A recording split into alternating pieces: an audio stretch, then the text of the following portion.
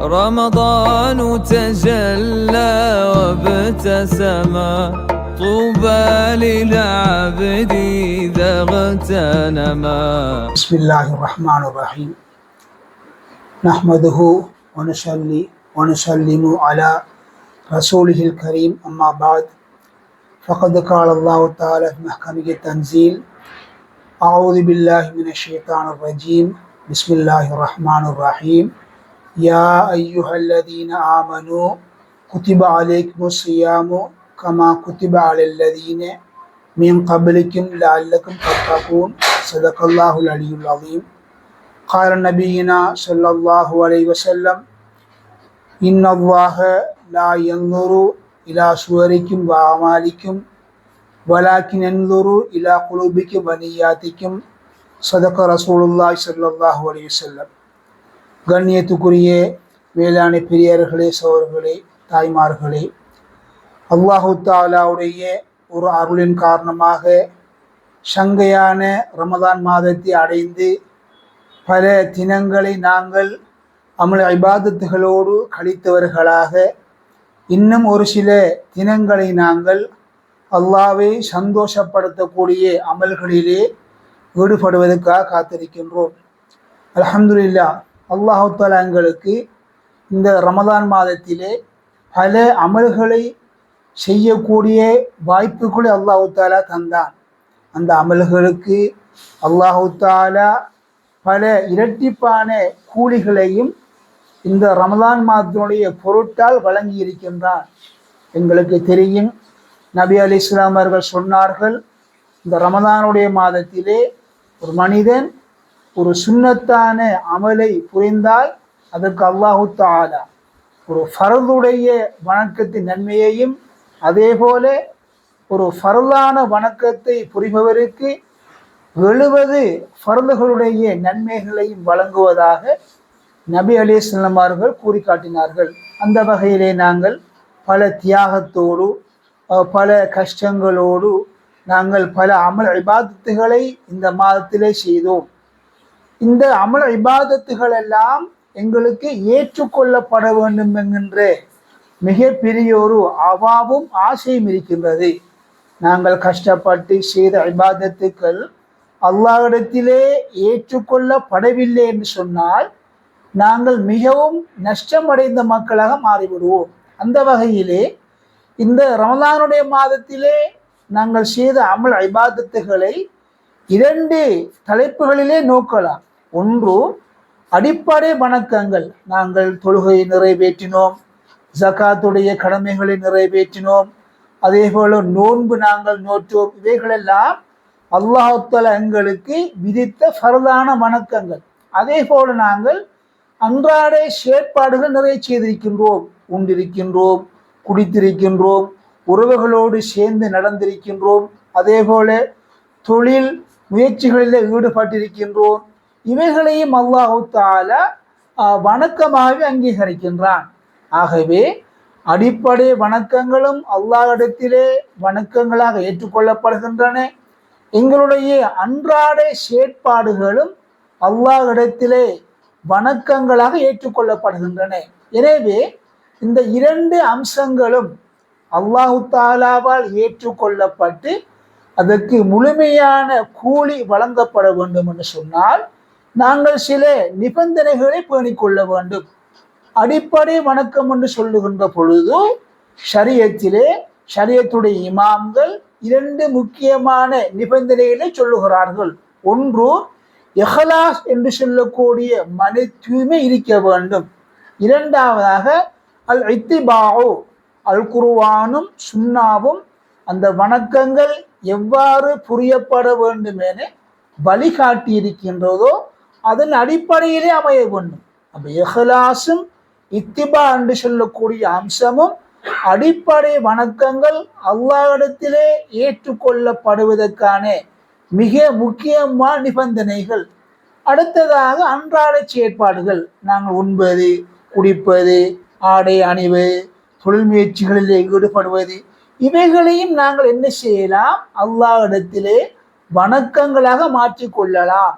அவைகளே நாங்கள் வணக்கங்களாக மாற்றிக்கொள்வதற்கு அல்லது வணக்கம் என்கின்ற அந்தஸ்தினை அவைகள் பெறுவதற்கு நாங்கள் சில நிபந்தனைகள் இருக்கின்றன. அதிலே முதலாவது நிபந்தனை அல் இஹ்லாஸ், மன தூய்மை என்று சொல்லப்படுகின்றது. அதனை அடுத்து அதனை ஒழுங்காக நிறைவேற்ற வேண்டும். அதே போல அது அடிப்படை வணக்கங்களுக்கு தடை இல்லாமல் இருக்க வேண்டும். அதே போல அது நேர்த்தியாக இருக்க வேண்டும் என்று பல நிபந்தனைகள் இருக்கின்றன. இருந்தாலும் அடிப்படை வணக்கங்கள் அல்லாஹ்விடத்திலே வணக்கம் என்கின்ற அந்தஸ்தினை பெறுவதற்கும் அன்றாட செயற்பாடுகளை நாங்கள் வணக்கமாக ஆக்கிக் கொள்வதற்கும் பிரதானமான 2 நிபந்தனைகள் இஹ்லாஸ். அடிப்படை வணக்கங்களிலும் இஹ்லாஸ் இருக்க வேண்டும், அன்றாட செயற்பாடுகளிலும் இஹ்லாஸ் இருக்க வேண்டும். இந்த 2ம் தான் இந்த 2 வகையான வணக்கங்களும் அல்லாஹ்விடத்திலே ஏற்றி கூலி வழங்கப்படுவதற்கு தகுதியானவைகளாக மாறுகின்றன. இப்பொழுது நாங்கள் பார்க்க வேண்டும், இஹ்லாஸ் என்றால் என்ன? மிக முக்கியமான ஒரு விடயம். இஹ்லாஸ் என்பது அதற்குரிய தமிழிலே மன தூய்மை என்று சொல்லுவார்கள். இஹ்லாசு நீயா என்று சொல்லுவார்கள். அதாவது எங்களுடைய எண்ணம், எங்களுடைய நீயத்து தூய்மையாக இருக்க வேண்டும். தூய்மை என்று சொன்னால் என்ன? அடிப்படை வணக்கங்களை செய்வதாக இருந்தாலும் சரிதான், அல்லது அன்றாட செயற்பாடுகளை நாங்கள் வணக்கமாக ஆக்கிக் கொள்வதாக இருந்தாலும் சரிதான், அவைகள் அல்லாஹ்வுடைய பொருத்தத்தை மாத்திரம் நாடி நிறைவேற்றப்பட வேண்டும். அல்லாஹ்வுடைய பொருத்தம் அங்கு இல்லை என்று சொன்னால், அல்லாஹ்விடம் இருந்து நான் இதற்கான கூலியை பெற வேண்டும் என்ற நோக்கம் இல்லாமல் வேறு உலக லாபங்களுக்காக அல்லது வேறு ஒருவரின் புகழுக்காக, அந்தஸ்துக்காக, அல்லது சமூகத்திலே நான் இன்னாரது ஆதரவை பெற வேண்டும் என்பதற்காக, அல்லது எனக்கு ஒரு சிறந்த பேர் இந்த சமூகத்திலே உருவாக வேண்டும் என்பதற்காக நாங்கள் இந்த அமல்களை புரிகின்ற பொழுது அதுக்கு அல்லாஹ்விடத்திலே எந்த விதமான பெருமதியுமே இல்லாது. அதற்கு நாங்கள் இஹ்லாஸ் என்று சொல்ல முடியாது. அதனை நாங்கள் முகஸ்துதி என்று சொல்லுவோம். முகஸ்துதி என்பது ஷிர்கிலே ஒரு வகை என்று சொல்லப்படுகிறது. எனவே எங்களது இபாதத்துகள் அல்லாஹ்விடத்திலே ஏற்றுக்கொள்ளப்படுவதாக இருந்தால் அல்லாஹ்விடத்திலே மாத்திரம் நாங்கள் கூலியை நாடி அல்லாஹ்வுக்காக மாத்திரம் செய்யப்படக்கூடிய வணக்கங்களாக இருக்க வேண்டும். குறிப்பாக இந்த ரமதானுடைய காலத்திலே நாங்கள் நிறைய தர்மம் செய்கின்றோம். பள்ளிவாசலுக்கு வழங்குகின்றோம், நோம்பு திறக்கக்கூடிய மக்களுக்கு பல உதவிகளை செய்கின்றோம், ஏழை குமர்களுக்கு நிறைய உதவிகளை செய்கின்றோம். எத்தனையோ தனவந்தர்கள் நிறைய தங்களுடைய பொருள்களை ஏழை எளியவர்களுக்காக வழங்கி கொண்டிருக்கின்றார்கள். அல்லாஹ் தஆலா அவர்களது ஆயுளிலே பரக்கத்து செய்ய வேண்டும், சதுர சுகத்தை கொடுக்க வேண்டும். இத்தகைய அமல்கள் அனைத்தும் அல்லாஹ்வுடைய பொருத்தத்தை மாத்திரம் நாடி நிறைவேற்றப்பட வேண்டும். ஒரு விடயத்தை நாங்கள் விளங்கிக் கொள்ள வேண்டும். நாளை மறுமை நாளிலே சில மக்கள் வருவார்கள். அவர்கள் செய்த அமல் இபாதத்துக்கள் ஒரு மலை பெருப்பமளவு குமிக்கப்பட்டிருக்கும். இப்பொழுது அல்லாஹ் தஆலா மலக்குகளை பார்த்து உத்தரவிடுவான், இன்னும் மனிதருடைய இந்த மலை பெருப்பத்திலே உள்ள அமல்களிலே இருந்து இனக்காக இஹ்லாஸோடு செய்யப்பட்ட அமல்களை பிரித்தெடுக்குமாறு அல்லாஹ் தஆலா கூறுவான். இப்பொழுது அந்த மலக்குகள் இஹ்லாஸோடு அல்லாஹ்வுடைய பொருத்தத்தை மாத்திரம் நாடி செய்த அந்த வணக்கங்களை பிரித்து எடுப்பார்கள். ஒரு மலை பெருப்பமாக கொண்டு வந்த அமலிலே இருந்து ஒரு கைப்பிடி அளவுதான் இஹ்லாஸோடு செய்யப்பட்ட வணக்கம் வரும். மற்ற வணக்கங்கள் அனைத்தும் அந்த இடத்திலே செல்லா காசாக அவைகள், அதாவது ரிஜெக்டட், வீணான அமல்களாக அவைகள் மாறிவிடும். அல்லாஹ் பாதுகாக்க வேண்டும். அப்ப ஒரு கைப்பிடி அளவு அமலை வைத்து எதனை நாங்கள் சாதிப்பது? அல்லாஹ் பாதுகாக்க வேண்டும். எனவே நாங்கள் செய்யக்கூடிய இந்த ரமதானுடைய காலத்திலே செய்யக்கூடிய நோன்பாக இருக்கட்டும், சதக்கா தான தர்மங்களாக இருக்கட்டும், உறவினருக்கு நாங்கள் வழங்கக்கூடிய உபகாரங்களாக இருக்கட்டும், எதுவாக இருந்தாலும் எனக்கு அல்லாஹ்வுடைய பொருத்தம் மாத்திரம் கிடைத்தால் போதும் என்கின்ற எண்ணத்தோடு நாங்கள் செய்ய வேண்டும். ஒரே ஒரு ஹதீஸை மாத்திரம் கூறி முடித்துக் கொள்கிறேன். நாளை மறுமையிலே அல்லாஹ் தஆலா நரகத்தை படைத்து அந்த நரகத்துக்கு சில மக்களை அனுப்புவதற்காக தெரிவு செய்வான். இப்ப நாங்கள் எப்படி யோசிப்போம்? முதலாக அல்லாஹ் நரகத்துக்கு தெரிவு செய்கிற ஆட்கள் யாராக இருப்பார்கள்? விபச்சாரியாக இருப்பான், ஒரு களவெடுத்த மனிதனாக இருப்பான், ஒரு மது அருந்திய மனிதன். நாங்கள் யோசிப்போம், அல்லாஹ் தாலா 3 நபரை தெரிவு செய்வான். அதிலே ஒரு ஆலி, மார்க்கத்தை கற்றோர் ஆலி. இரண்டாவதாக அல்லாஹ்வுடைய பாதையிலே அதிகமாக தர்மம் செய்த ஒரு ஜவ்வாத், ஒரு கொடைவள்ளல். மூன்றாவதாக அல்லாஹ்வுடைய பாதையிலே புனித போர் செய்த ஒரு போராளி, ஒரு முஜாஹித். இப்பொழுது அல்லாஹ் தஆலா இந்த 3 பேரையும் நரகத்துக்காக தெரிவு செய்வான். கேட்டவுடன் ஆச்சரியமா இருக்கிறது.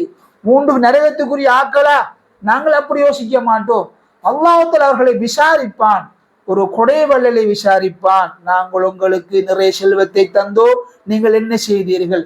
இப்பொழுது சொல்லுவார், நான் அல்லாஹ்வுடைய பாதையிலே செலவு செய்தேன், உனக்காக செலவு செய்தேன். இப்பொழுது அல்லாஹ் சொல்லுவான், இல்லை, உங்களது மனதிலே நீங்கள் எனக்காக என்னுடைய பொருத்தத்தை நாடவில்லை, நீங்கள் உலக லாபத்தை, உலக அந்தஸ்தை பெறுவதற்காக நீங்கள் செலவு செய்தீர்கள். ஆகவே அது உலகத்திலே கிடைத்து விட்டது, நீங்கள் நரகத்துக்கு செல்லுங்கள் என்று அல்லாஹ் அனுப்பி போடுவான். அல்லாஹ் பாதுகாக்க வேண்டும். இரண்டாவது ஆலயம் வருவார். அல்லாஹ் கேட்பான், கல்வி அறிவை தந்தேன், தீனுடைய விளக்கத்தை தந்தேன், எப்படி செலவு செய்தீர்? இப்பொழுது சொல்லுவார், நான் மக்களுக்கு விளக்கங்களை சொன்னேன், மார்க்கத்தை எடுத்து சொன்னேன், உபன்யாசங்கள் செய்தேன், மக்களை நல்ல வழியம்பால் அழைத்தேன், இவைகளை யாரெல்லாம் உனக்காக செய்தேன். இப்பொழுது அல்லாஹ் சொல்லுவான், இல்லை இல்லை, இவைகளை எனக்காக நீ செய்யவில்லை, நீர் இவைகளை உலக லாபங்களை, உலகத்திலே பேரை அந்தஸ்தை புகழை அடைவதற்காக செய்தால் அந்த கூலி உலகத்திலே கிடைத்து விட்டது, நரகத்துக்கு செல். மூன்றாவது கொடைவள்ளல் வருவார். செல்வத்தை தந்தேன், கொடைவள்ளலில் ஒரு போராளி முஜாஹித் வருவார். உனக்கு வீரத்தை தந்தேன், எதற்காக செலவு செய்தாய்? நான் உமது பாதையிலே போராட செலவு செய்தேன். இப்பொழுது அல்லாஹ் சொல்வா, இல்லை, நீ ஒரு போராளி, ஒரு வீரனுங்கின்ற பேரை கேட்பதற்காக அதனை நீ செலவு செய்தா, உனக்கு அந்த பேர் உலகத்திலே கிடைத்து விட்டது, நிறைவேற்றல் அல்லாஹ் தஆலா சொல்லுவான். ஒரு ஹதீஸ் ஒன்று இருக்கின்றது, நிச்சயமா அல்லாஹ் தஆலா உங்களது செயல்பாடுகளையோ உருவத்தையோ காண்பதில்லை, அல்லாஹ் பார்ப்பதெல்லாம் உங்களது உள்ளங்களையும் உள்ளத்திலே உள்ள எண்ணத்தையும் தான். ஆகவே கண்ணியமானவர்களே, ரமதானுடைய மாதம் உள்ளத்தை பரிசுத்தப்படுத்துவோம், உள்ளத்திலே இஹ்லாஸ் என்கின்ற அந்த மன தூய்மையை கொண்டு வருவோம். அந்த மன தூய்மையை கொண்டு எங்கள் அமல் இபாதத்துகளை நாங்கள் செய்வோம். நானும் நீங்களும் சொல்லப்படும் விவகாரங்களை கேட்டு பயன்பெற அல்லாஹ் உதவி செய்வானாக. ஆமீன். அல்ஹம்துலில்லாஹி ரப்பில் ஆலமீன்.